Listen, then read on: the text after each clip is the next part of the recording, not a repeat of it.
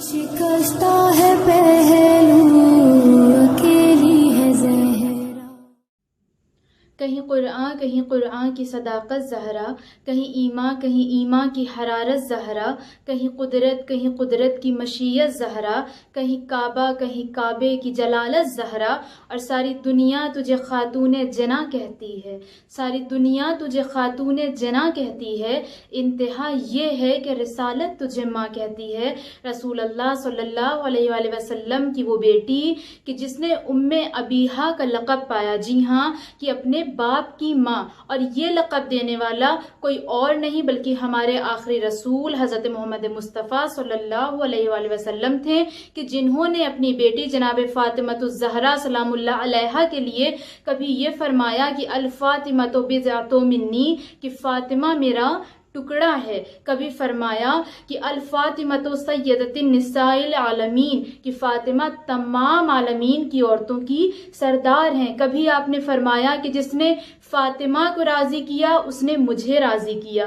اور کبھی آپ نے فرمایا کہ جس نے فاطمہ کو ناراض کیا گویا اس نے مجھے ناراض کیا. کبھی رسول اللہ نے یہ فرمایا کہ جنت میں سب سے پہلے داخل ہونے والی خاتون میری بیٹی فاطمۃ الزہرا ہیں. لیکن اگر آج کے وقت میں ہم دیکھیں تو رسول کی وہی بیٹی کہ جس نے اتنے سارے لقب پائے، جس کی اتنی زیادہ فضیلت کہ اللہ کا رسول جس کے احترام کے لیے کھڑا ہو رہا ہے، جس کے در کا سجدہ کرنے آسمان سے ستارہ آ رہا ہے، رسول کی اسی بیٹی کی قبر دھوپ میں ہے، ویران ہے، سنسان ہے، تاریک ہے. یہ تو وہی بات ہو گئی کہ زمانے بھر میں جس نے اجالے بانٹے آج اس کی بیٹی کی قبر یوں تاریکی میں ہے. عزیزان محترم، آج کتنی زیادہ کنٹروورسیز ہوتی ہیں، ہم کسی نہ کسی مسئلے میں ضرور انوالو رہتے ہیں. کچھ ٹائم پہلے بابری مسجد کا معاملہ تھا، ہم اس میں بھی انوالو تھے اور ہم اس میں پروٹیسٹ کر رہے تھے، اس کے لیے لڑ رہے تھے، بول رہے تھے. آج فلسطین کا معاملہ ہے، مسلمان اس میں بھی کھڑے ہیں. لیکن میرا سوال یہ ہے مسلمانوں سے کہ جنت البقیع کے لیے یہ سائلنس کیوں؟ جنت البقیع کے لیے یہ خاموشی کیوں؟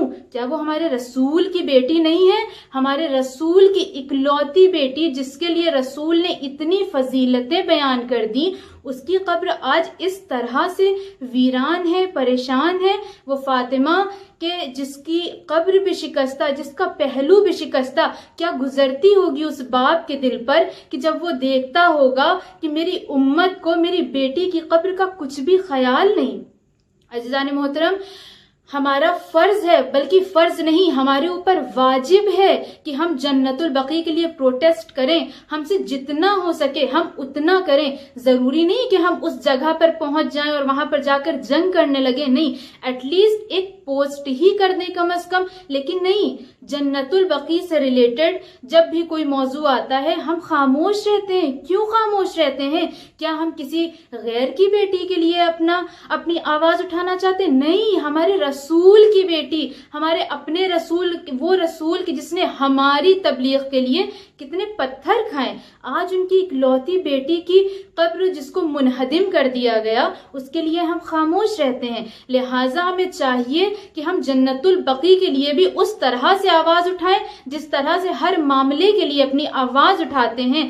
اور ایک شاعر جب ہندوستان سے جنت البقیع زیارت کرنے گیا تو اس نے کچھ اس طرح سے کہا کہ اپنے سارے درد کو اپنے شعر میں بیان کیا اور یوں کہا کہ ہم ہند سے آئے تھے کرنے تیری زیارت، ہم ہند سے آئے تھے کرنے تیری زیارت، دل ٹکڑے ہوا دیکھ کے بی بی تیری تربت، مرقد میں نہیں چین تجھے ہائے مصیبت، ہے دشمن اسلام کو تجھ سے یہ عداوت کہ روزہ تیرا ویران ہے یا فاطمہ زہرا، بکھرا ہوا قرآن ہے یا فاطمہ زہرا. والسلام علیکم ورحمۃ اللہ وبرکاتہ.